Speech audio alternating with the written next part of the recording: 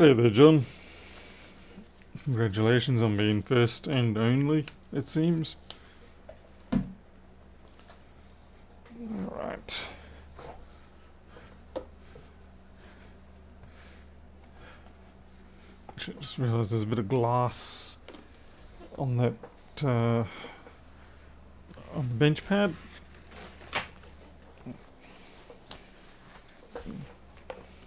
Had a few iPhones that had to come in for repair today, and of course naturally they do tend to have a tendency of dropping itsy bitsy little pieces of glass everywhere. Mostly because they come in because they've got smashed screens. So it kind of makes sense.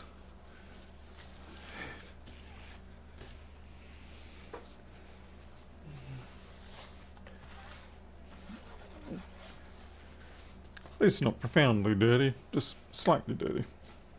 Kind of like me. Alrighty, so we got a 1990 that's dead, and as far as I know, this has already had the visibly corroded pieces removed from it, which it depends whether they ran it much afterwards or not. But often what can happen is the corroded parts, in a way, actually save the machine short term until you remove the corroded parts. In other words, you remove the shorts, and then sometimes is when the damage occurs, when the power comes back on but the voltage regulators haven't been replaced. But there are other times where the damage happens prior. I mean, it's predominantly speculation on my behalf.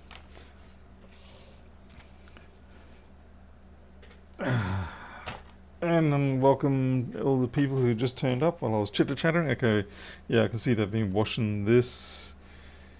BGA does not look healthy. And what's this? Looks like someone may have knocked the antenna cable off. That's unfortunate. It happens. It's very annoying when it does. You kick yourself pretty good and hard. Okay, I need my T8. Yeah, I hope you had all a good weekend. Well, the best you could, at least. Maybe did you rest up, or did you do what? Work in the yard? Anything interesting?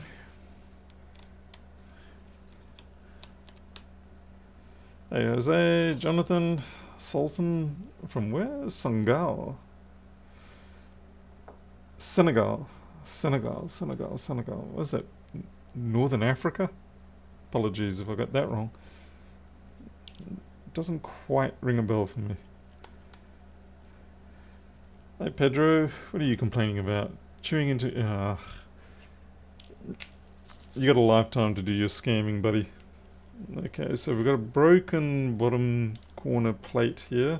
Again, most of the time when I verbalize what I'm finding wrong, it's for my own records, because obviously I use these videos predominantly for the sake of proof of what I did or didn't do.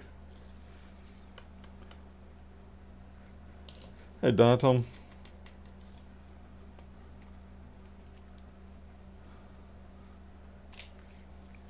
It's always nice to have some sort of visual backup of what you've done. Of course, you know, people will say, oh, you can fake that, or that's CG. So, yeah, go to that effort.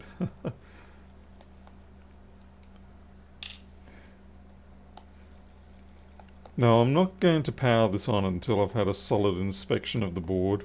Probably I'll replace everything that I can see that might be suspect. We've got a mixed set of screws here. That screw is different to that screw.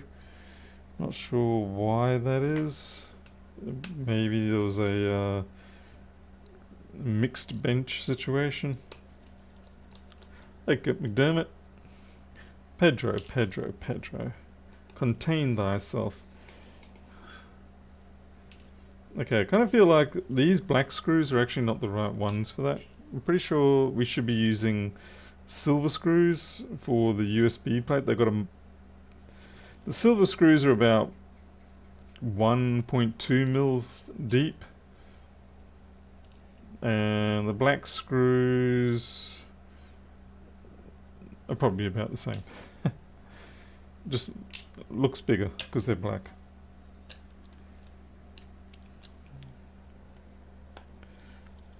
If I had, yeah, I don't know. It feels like there's been a bit of a mix and match going on here.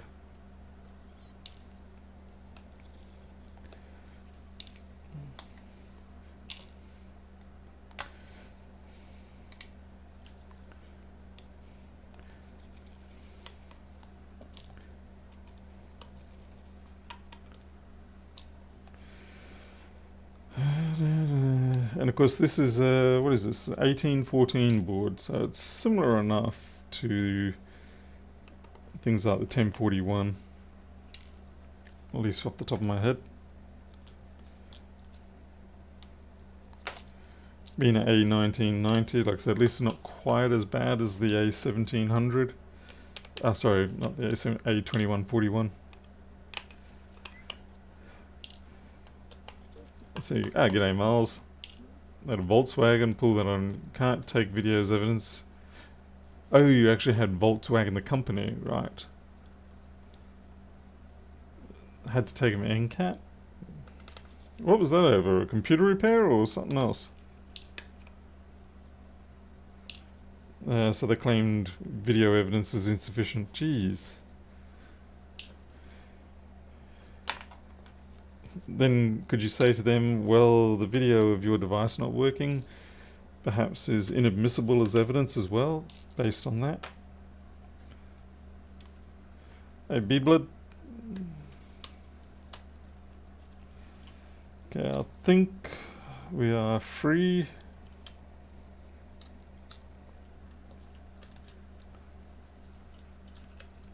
Hey, Joe. Alright, and away we go.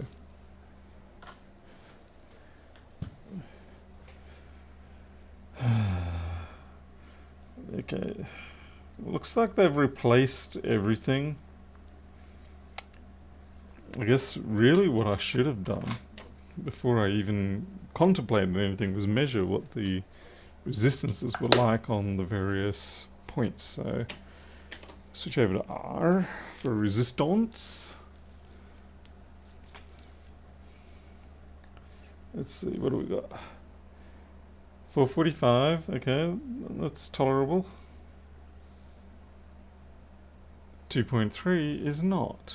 Okay, that basically looks like either a NAND or a board short. Crap on a cracker.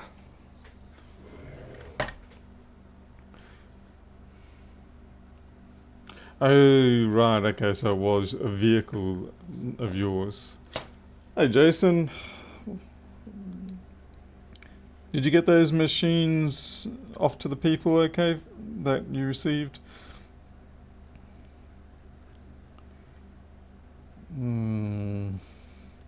If we're lucky, this may have carbonized its way through on the backside.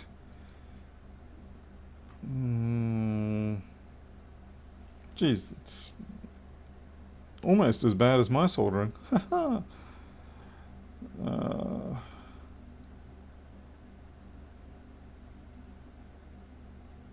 Okay, I'm going to take this off because there's a lot of stuff under here usually, as far as I remember.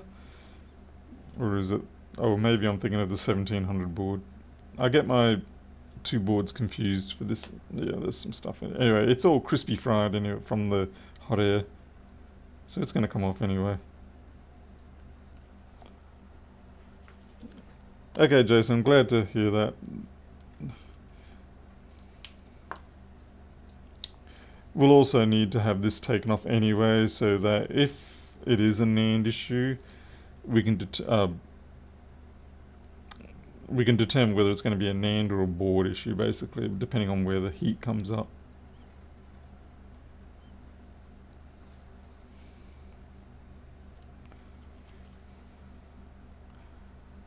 Hey there, creature.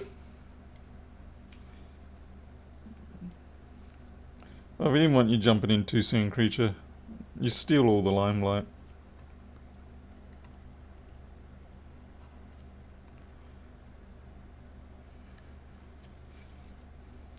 Okay. I'm trying to decide what my approach here. Okay, the first thing I'm going to do is take that controller off and see what the resistances go like with that. Then after that's off, we're just basically going to slowly pull everything away until we're probably going to end up with the inevitable, which is the NANDs are no good.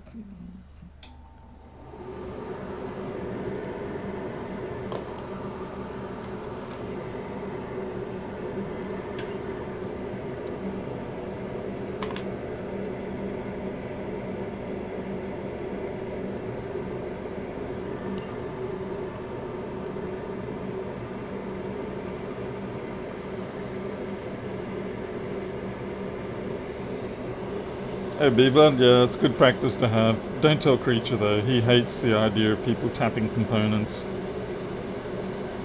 It's completely unethical from his perspective.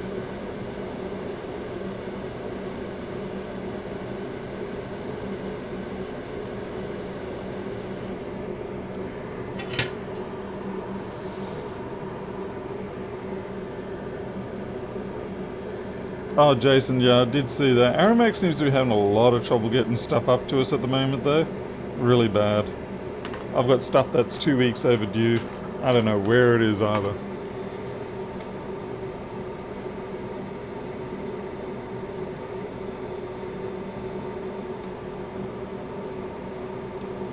Okay, I just want to verify a few tracks and positions here. Let's see, 1814.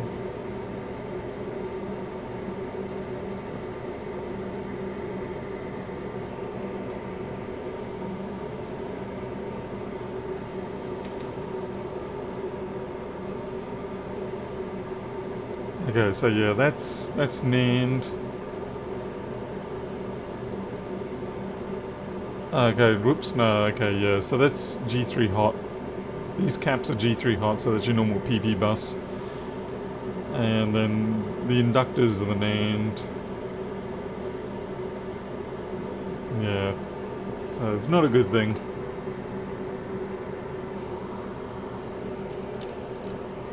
Because what we were detecting before was basically the G3 hot side's okay. Yeah, so we got like, yeah, nearly a K on G3 hot. Oh, now we've got, alright, we've got some good news here.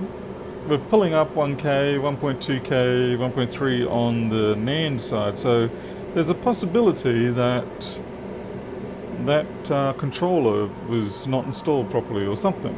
Anyway, so resistances are back to where they should be for this particular model. Or roughly enough, anyway. Now starts the torturous part, where we think we have a glimmer of hope, but we still fear that we inevitably are going to see death. A new tube of flux. Come on, come on. I don't want to squeeze it too much, because once you, with these new tubes of flux, once you squeeze and it starts coming out, it's already sort of gone too much pressure, so there's going to be a bunch of flux just oozing out on my desktop soon.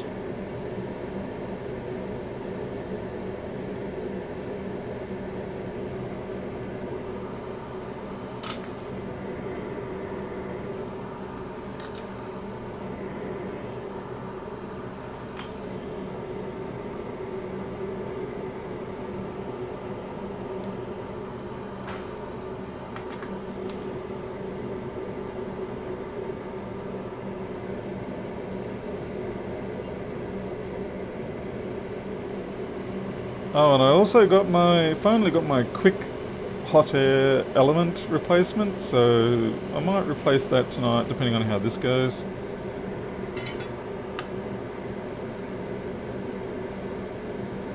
I'm a little dubious about the connections elsewhere around here.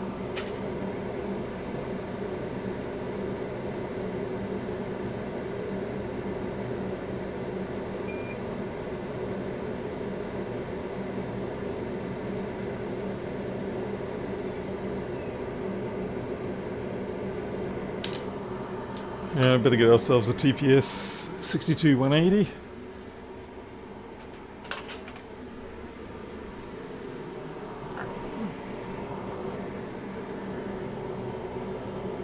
Hey, tradie.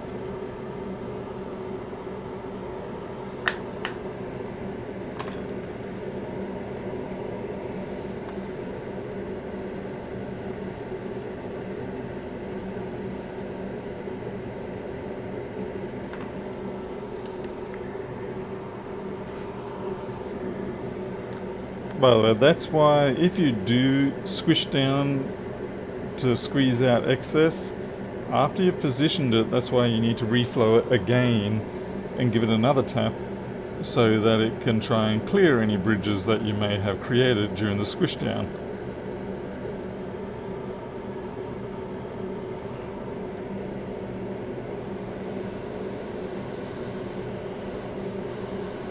Just trying to warm this board up a bit.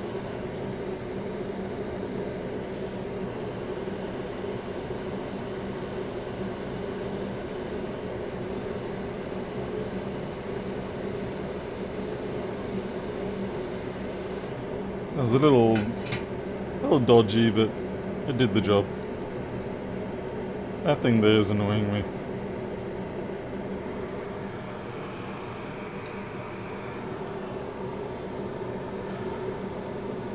Let's see, Jason, you're in Akihabara, looking at a wall of Hako. Good, quick. I'm not sure where Akihabara is, but I'm going to imagine it's the Japanese version of Shenzhen.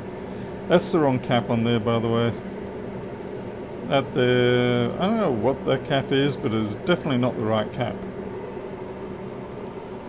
It may be a case of, you know what, I don't know what they've done here, because I know it's not the right cap.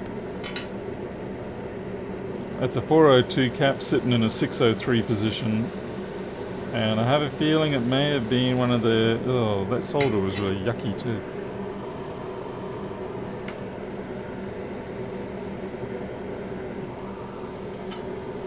Hey, laptop.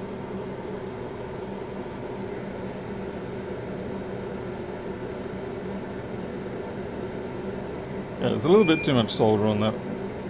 It's kind of like you want about that. Yep, about that. Alright, so for that position, I'm pretty sure it's the 10 microfarad 6.3. Let's have a look. Schematics. It's this part here. It's just upside down on the schematic. And, oh yeah, 10 microfarad 25 volts.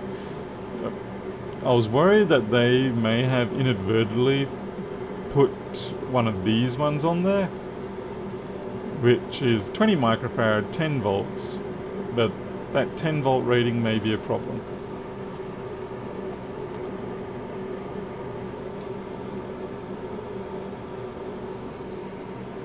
Ten microfarad 25 603.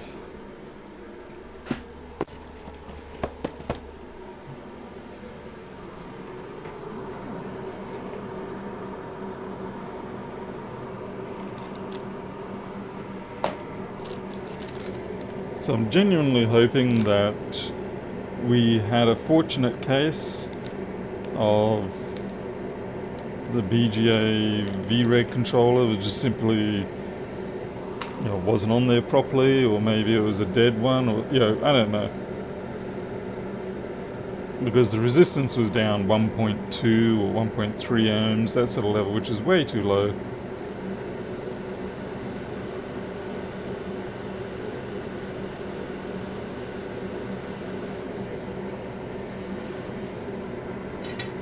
A lot of damage on this area here, so we see a bit of chipping and whatever.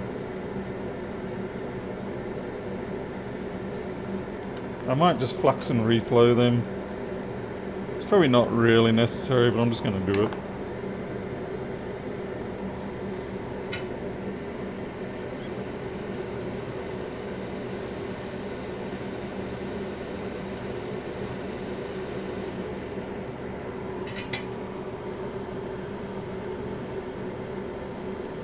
Hey, repair it all.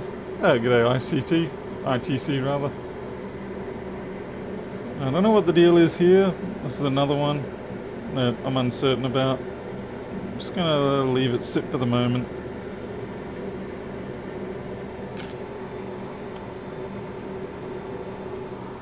Okay, let's see what the resistance is across that cap. We want probably about 400, but we want to... Yeah, so that's going good. So that shows the NAND should be intact there.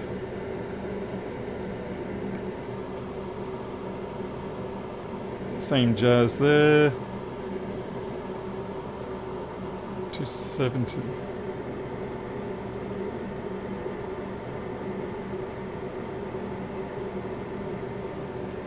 Sorry, yeah, these are the 3 PP bus ones. I keep forgetting they're PP bus ones, not flipping. Okay, I can't remember. I'm pretty sure, is there meant to be a resistor there?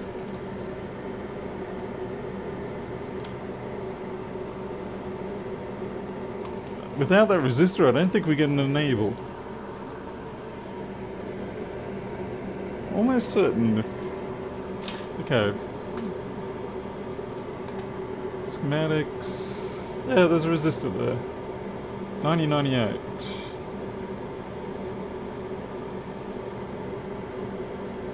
Yeah, okay, that's an enable.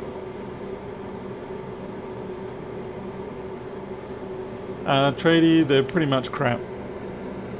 Absolute crap. The resistors, yeah, you know. The problem I have found is that they very frequently drift out of their spec. We're talking about the cheap ones, not the proper ones. But yeah, the $25 ones or something you see on eBay, AliExpress. They seem to have very poor tolerances and consistency. So I'd avoid them unless you want your insanity to run away. Let's see, 18.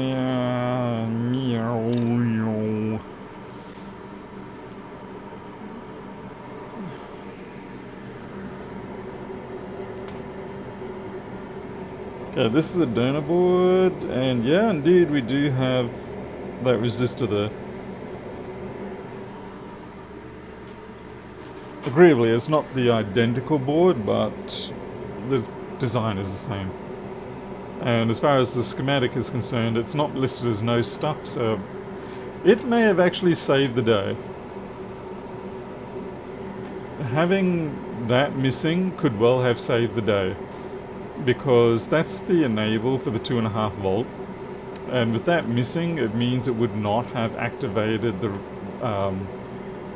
it wouldn't have activated the regulator, and because the regulator had a short around on the NAND side or something, yeah, might have actually saved it. We'll see. I got to get a 0 ohm 201. Honestly, on that line, you could probably put anything from 0 to 100k and it would still work.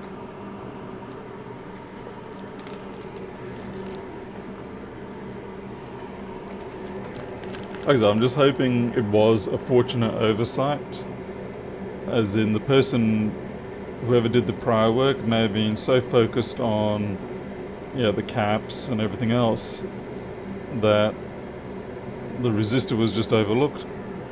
And like I said, if that was the case, then, and if this does still work, then they were awfully lucky, in a good way.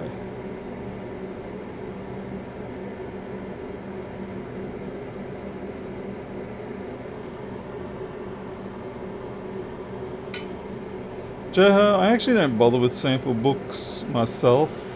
What I tend to do is, like, I use a store here called Element 14, also known as, well, Farnell, or what's the other name? They have other names depending on what country they're in. And you just go along and pick a whole range of resistor values and say 201 size or whatever, and buy 500 of each, and it costs you maybe $1 for each one, each run of 500, and that's it. You just buy it like that, and at least then you've got proper quality resistors, packaged properly, and yeah, they're just more dependable. It's more trustworthy. Capacitors a little bit harder to do it that way, but I still recommend it. Man, this thing's what the hell? Yeah, what the hell happened there? That's also being messed with. I wonder if we're even getting 20 volts through this thing. It looks like it's really had a fun time. Hey Daniel. Oh, you've been doing website stuff. Haha. Fun and games. I've been doing a little bit of that myself. Updating the Flexboard View site because of the new version coming out and the new way I'm doing everything. Basically, the new version of Flexboard View coming out, you won't have to really... the licensing system is going to change, as in the way it retains the information. And because most of the time support queries are about trying to get the licenses to work. So I've sort of fixed that up, and I solve a few other issues at the same time. But it does mean I have to change the website a little bit.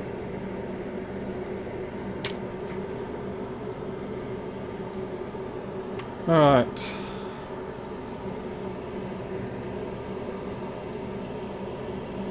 Okay, so we don't have any storage NANDs on this side. Depending on what capacity of drive you buy for your MacBook, this side may be populated with NANDs, but it's not.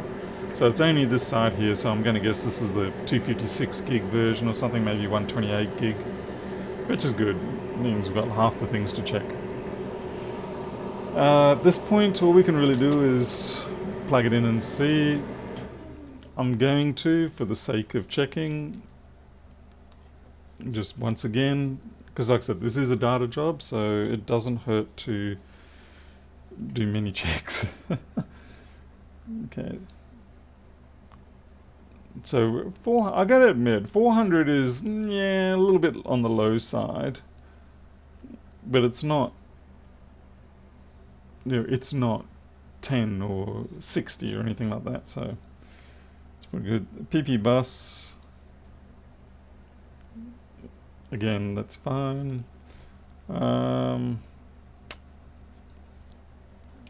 Double check the orientation of the VREG.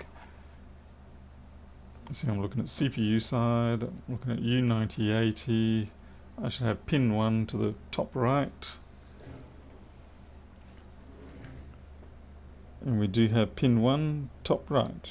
Okay, that's good. Those 3 checks, well really it's the 2 checks. It's the resistance on your NAND 2v5 rail and that the orientation of your chip is right. Beyond that, you're kind of wishing for the best. Better switch out the right cable. Fingers crossed.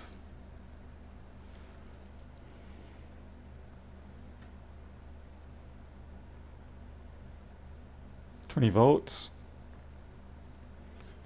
Nah. Okay, that's booting. Or at least it seems to be booting. I had a little bit of a panic there at the start. I don't know if you can see it on the graph. It probably doesn't show up on the graph, but...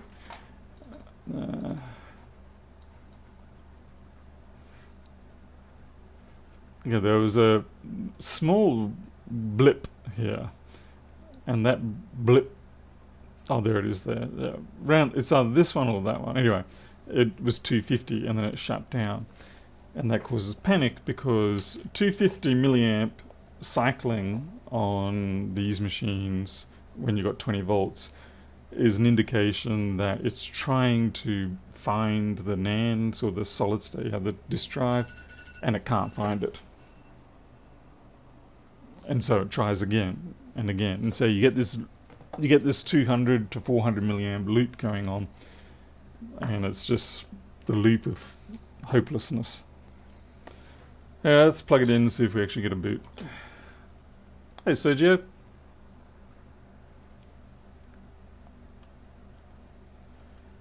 Creature, I've actually started buying SanDisk 1TB external portable drives. Now they're slower, and they probably don't have the lifespan of most portable other expensive ones like the Samsung T5s or T7s. But for what I use them for, they're fantastic. It's 99 Australian dollars, 1 terabyte, USB-C, solid state obviously, and yeah, I just use them for backing up of the customer's data. That's all it does. I just put the data on the drive, give that to the customer, tell them to put it on something else.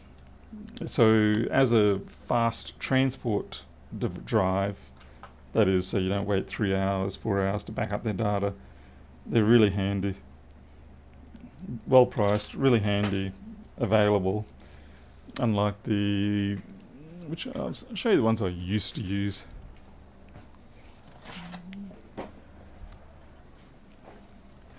Oh, you're talking about the micro SD. Hey, yay. Yeah, these ones I really liked, the Samsung T5s, and they were about 70, 80 Australian dollars for the 512, half terabyte.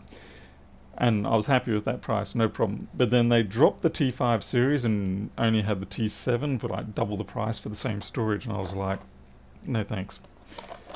And then finally, SanDisk came out with these ones, 1 terabyte for $99, and I was like, you know what, that's a bargain. It's not going to have the performance of the T5s or durability or anything like that, but for what I'm using it for, which is essentially just like a disposable but quick storage device, they're fantastic. So I've actually got to go and buy another 10 or 20 of those while I can, because they'll inevitably stop supplying them.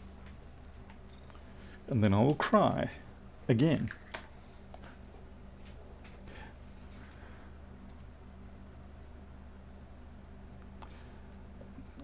Hey Trady, where do you say that, mate?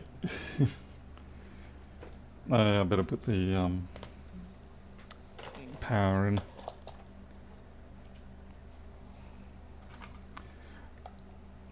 I didn't even go for the T7s, Miles, simply because of the fact they were stupidly expensive for what they were. I actually went back to just the spinning Rust drives. I think I was picking them up for $52 for the 1 terabyte. They were slower, more annoying and things like that, but like I said, given that it's just simply for me to do a carbon copy backup for the people, it did the job. I just had to walk away for longer.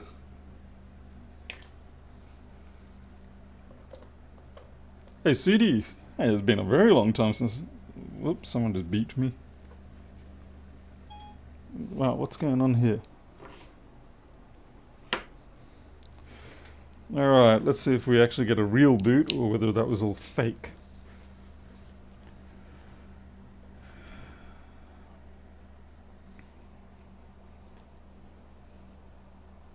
Okay, I'm not getting fan spin, that's concerning. Oh, here we go. Fan spin. Okay, your computer is restarted, please wait. Okay, let's press a key.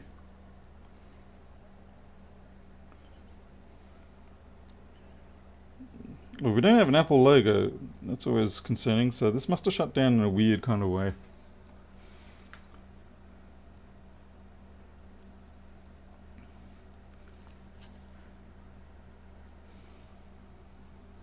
Jason, I like the SanDisk ones because they're just so compact.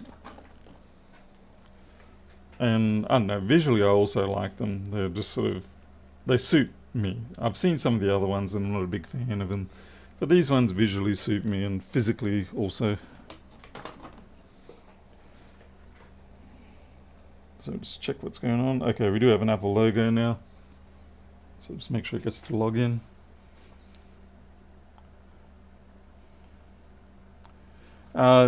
What I've found I have to do is I charge for the drives because they almost never come back. Yeah, people intend to send them back and everything, but there's too many things in life that get in the way for sending back something like that. So it's just easy to charge up front. They get to keep it and do whatever they like. Alright, so we've got a boot. We're alive. I am actually genuinely impressed. I legitimately thought this was going to be dead, because when I received the information, they said to me that C9081, 3506, 9089, they've all short circuited, been removed and things like that. And so I was genuinely expecting at that point that when they had put everything back together and powered up the machine, it just went and died. But I think what saved them was the fact that that little 0-ohm resistor for enabling the VREG was missing. And because that was missing, it meant it gave me the chance to find the short that was still there on that VREG. I don't know whether it was not installed properly, or maybe the balls merged, things like that.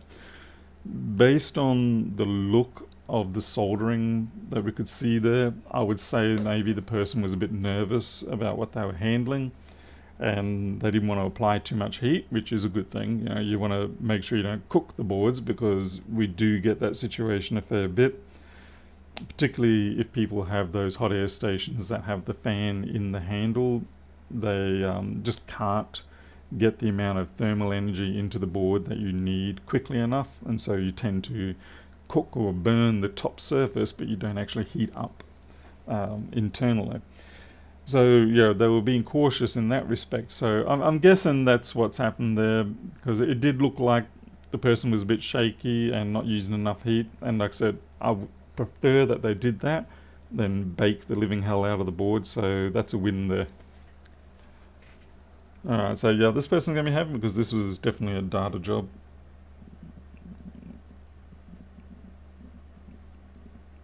And of course it means I'm going to get my money too. Okay, shut this down. Boonk.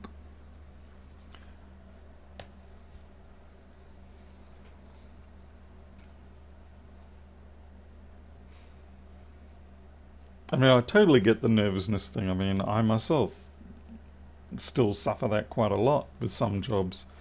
And I turn away a good number of jobs because I'm thinking, I just haven't had enough hands-on experience with that particular type of repair. Now, obviously, some things you have to just jump in and do it under some circumstances. If you're lucky, the person says to you, it doesn't matter what happens to this machine, just give it a go. And when you can get those sort of scenarios turning up, that's great for you. And it also actually reduces the anxiety involved in it, because you're not fretting, thinking, oh my god, this person's data, this is everything they need, it's got their 20 bitcoins on it, and I'm about to lose that if I stuff up. But when people say to you, you know what, don't worry about it, it's good if you, then it relieves you of that anxiety. And so you've only got the anxiety of, can I actually repair this? So if you can get those, that's great. Otherwise, you just have to go and find boards that you can repair yourself that are not customer vital data ones. Please avoid doing that if you can. Avoid using customer jobs as your learning experience jobs. Alright, I'm going to go do micro, and I'll be back, and we're going to replace the element in the quick.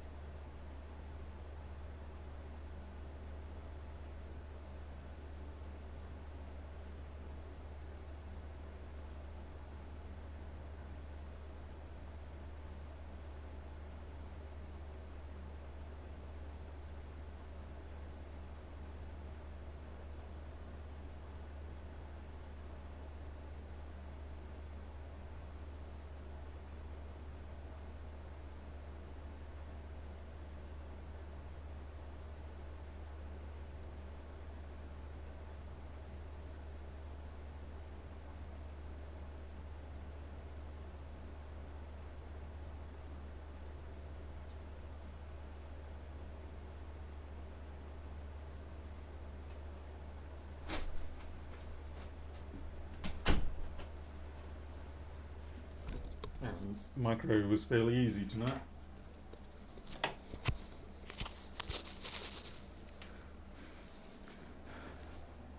Alright, now I've actually got to find where I've stashed the quick. Yeah, it's around here somewhere. Whoops, yep. 50 points for anyone who recognises that noise.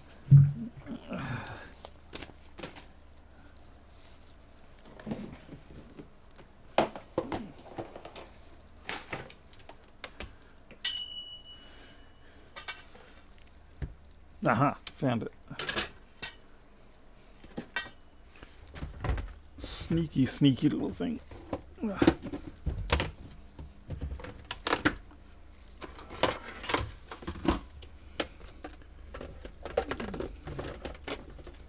Come on.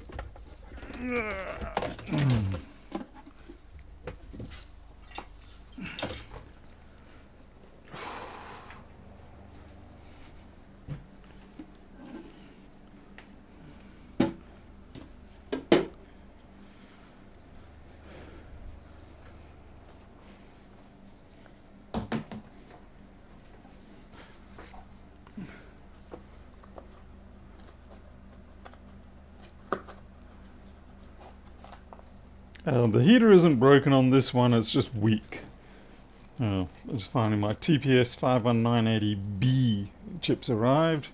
So I've got those ready. Because I've got 51980s, but not the B editions. And yes, they are different. Alright, so we've got some mandatory cobwebs on here.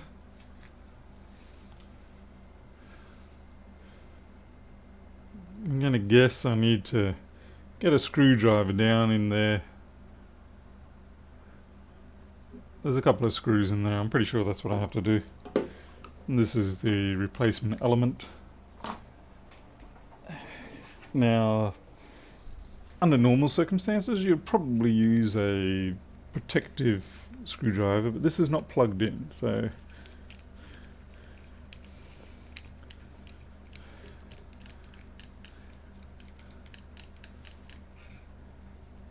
this is probably not the right screwdriver. I really should have one of the red plastic necked ones.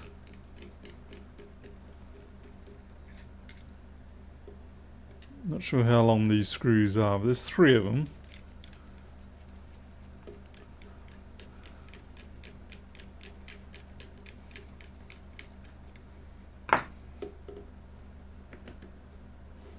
Okay, we've got to play the game of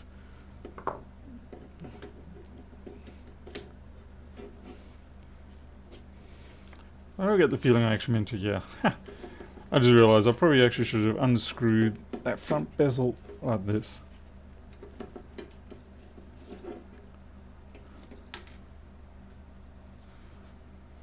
Okay, so you undo the screws and then you unscrew the bezel. Not the bezel, just whatever.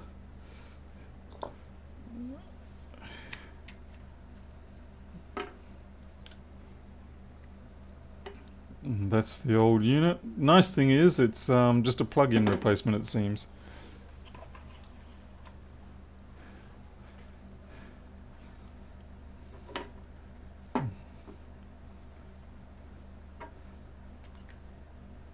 Right, so now I understand. Okay, so this is, play this in reverse. You can see you got your 2-pin and 3-pin combination, you got your 2-pin, 3-pin combination.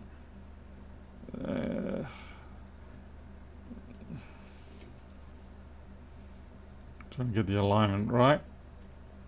Okay. Alright, so that's just plugged in like that.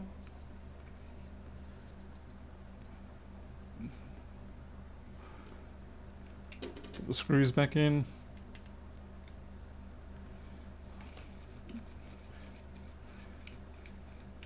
Oh, it's crap ton easier than some other ones. Don't have to do any reconnecting of the wires, no crimping, nothing. This is like, this is almost just way too easy.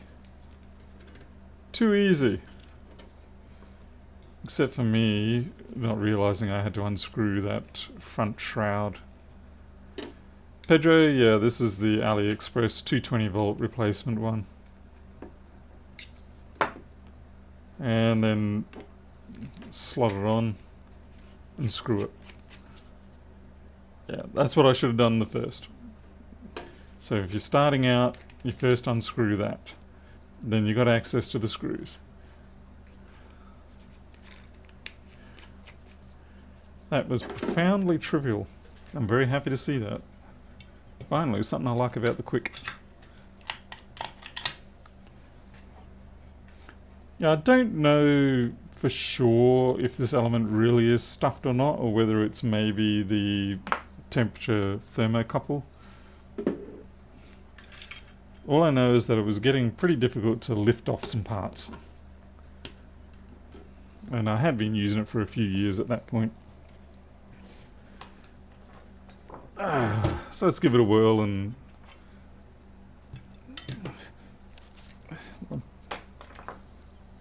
I gotta say, since I knocked out the stupid helical air crap out of the Quick nozzles, I'm much happier with the Quick. Not the Quick, the Atom. With the helical, spinny, useless, good-for-nothing adapter thingy they have in there, I was not happy with it. Yeah, so this one's still got it. That thing in there, it basically just wastes your heat and power and everything, so you just knock it out.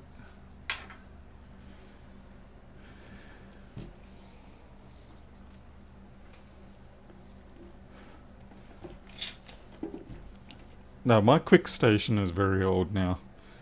My Quick Station is not... I only had the Atom about a year and a half now, but the Quick I had for 4 and a bit years after before that. Anyway, the other thing I don't like about the Quick is that the cable goes straight into the... you can't... It doesn't have an IEC connector. That pisses me off to no end. Equipment like this should always have an IEC connection on it so you can plug in your appropriate lead. Hey, Rilla.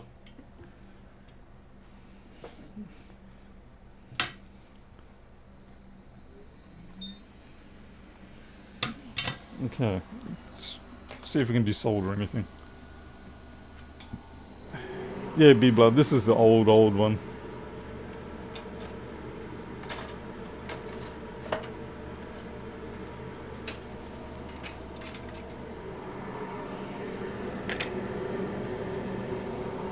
This is my original hot air station. Well, not original because remember before this I had the... I can't even remember the name of them.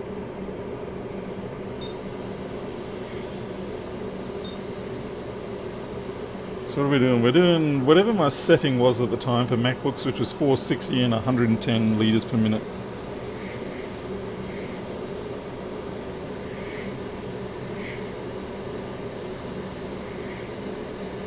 This element's going to stink for a bit.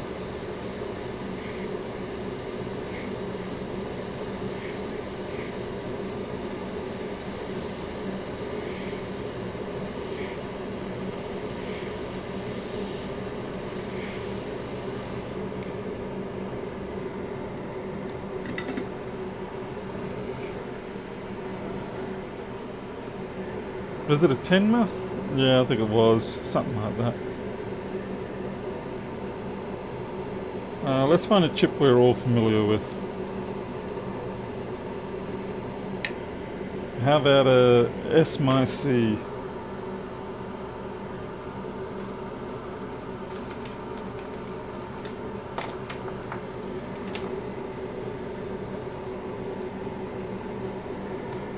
So for the SMIC, and here's one of the problems I did have with the Quick. I can't change the channel until I pull the handle out. There we go. Okay, 250, 60. I think if the Quick, if you could reprogram the controller for it so that it would let you change the settings whilst in the holster, that would be an excellent start. Because that was my biggest gripe with the Quick, is that you couldn't, if you wanted to change the temperature, you had to first take it out the holster and or change the mode, channel 1 out of 3.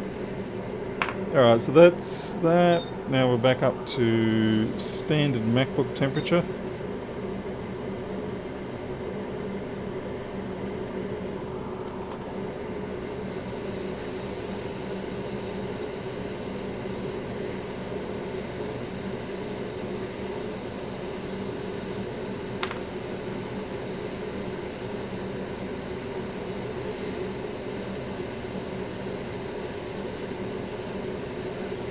Yeah, that's pretty good. No problems with that. That feels how I like it should.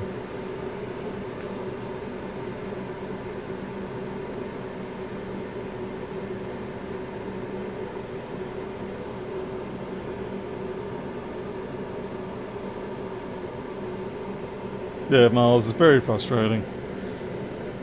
Anyway, so the new element is definitely doing the job, because it would take me a lot longer before to get the SMC off. So I'm happy with that.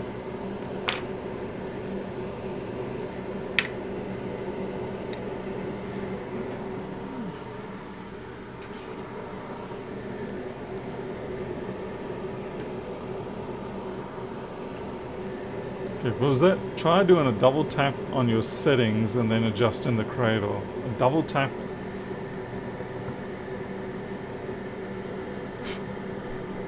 Bugs.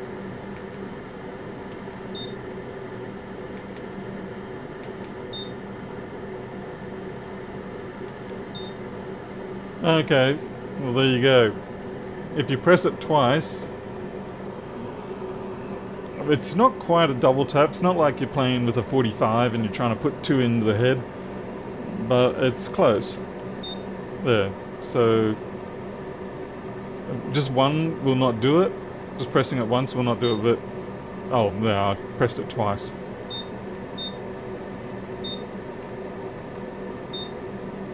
Or maybe it's just a long hold. They really need to fix up their firmware.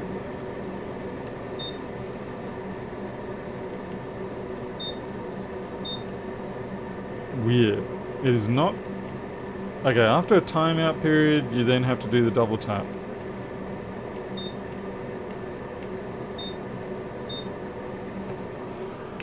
Frustrating.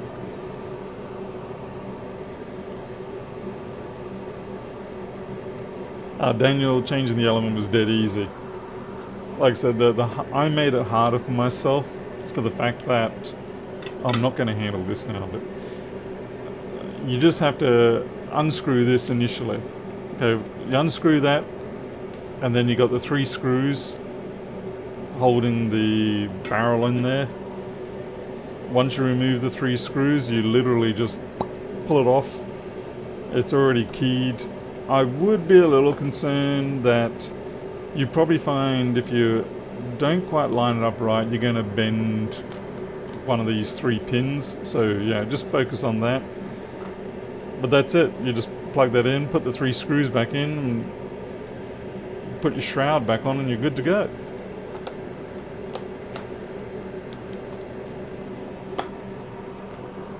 Really, the Quick will basically just be a fail-safe machine.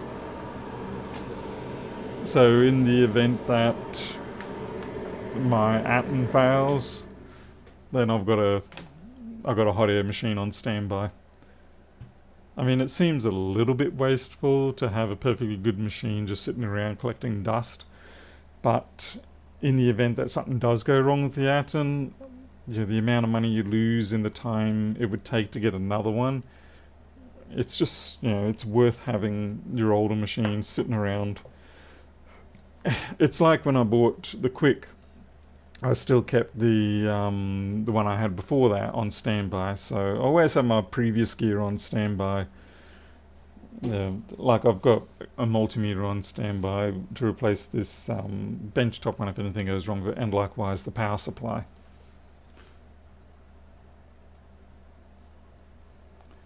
Yeah, Daniel, it's dead easy. I'm very surprised. I gotta admit, I was not expecting it to be that easy. I was almost, because I didn't look at the barrel assembly before I just took it out, so I was anticipating it just to be three bare fly leads that I would have to solder and crimp. But no, I didn't. It's just pop out, pop in. Excellent. If only they had just used an IEC connector on the back of this thing. Yeah, because your leads get chewed up, or maybe you want to use a different end on this. Like this is the Chinese Australian connector, which is upside down relative to ours. But yeah, it'd be nice if they just changed it over to IEC. And I would really love to improve the firmware on this to make it behave a little more like the Atom. And I would have also liked to have created more channels, because like at the moment it's only 3 channels for both of them. 1, 2 or 3, but with a bit of tweaking you could easily have 7 different channels on there. Electricians have 2 Hilti drills. Yeah, you got to always have backups of your necessary equipment. So for us, about the only thing you can sort of get away realistically without having a backup is perhaps a microscope, mostly because it's optical. But even then you can have accidents with that. Maybe you ruin the optics because you forgot to, I don't know. But for the microscope, probably what I would do is you can buy the head assemblies just on their own. So I would get another head assembly and that was be it. I wouldn't really buy another, what do you call it, stand. A stand I wouldn't be really interested in. What I wish they did do is if they would sell the twin boom stands without the base, because like I bolt mine into the bench, as you know. So let's see if we can go. So as you can see here, it's bolted into the bench. There's no need for a base. It's pointless, and that base adds so much to the shipping cost. So it'd be nice if you can get these twin boom assemblies without the base.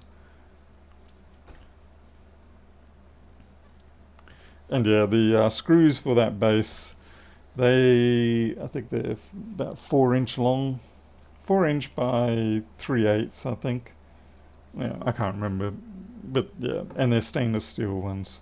So I don't imagine they're going to go anywhere in a hurry.